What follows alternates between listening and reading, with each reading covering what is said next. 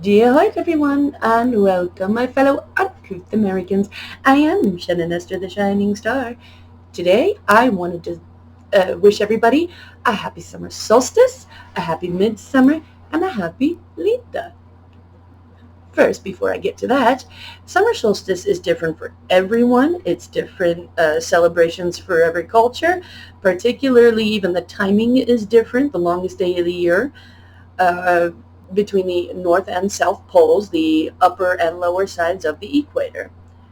I am what's considered Celtic pagan. I celebrate summer solstice with what's called Litha. Litha, predominantly Celtic Nordic beliefs.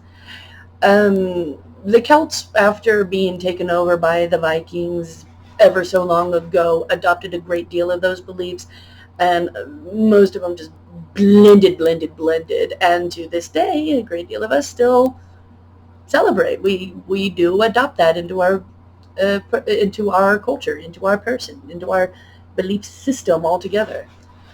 Um, I am Scottish, Irish, Icelandic in that order.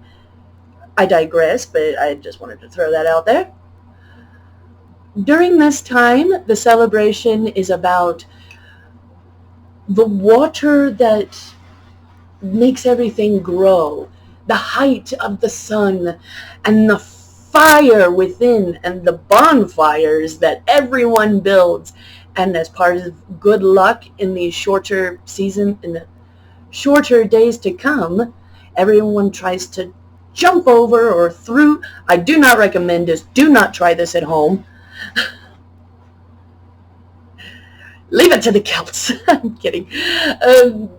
People try to run through and jump over these bonfires as a sign of luck, as well as a sign of, look at me, I'm a badass.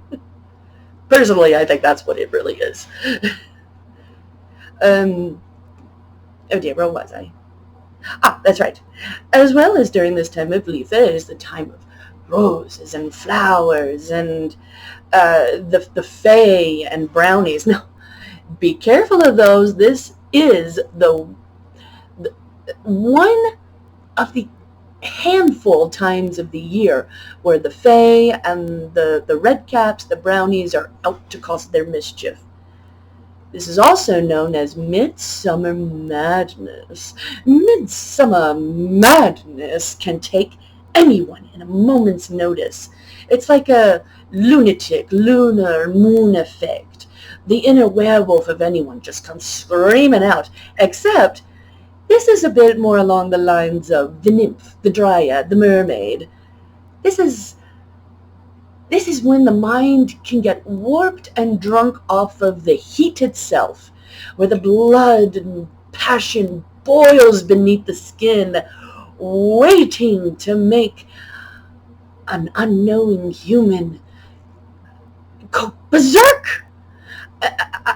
They can get lustful, they can get hyper, they can get these extremities of flutteriness. Some call it Twitter painted. I know that's more of a springtime thing, but that's one of the few things I can come up with in this dramatic moment. Now be careful of that midsummer madness, and there are ways to appease the fae so they don't do that to you. For those who have this belief or want to try it themselves, all are welcome to try this.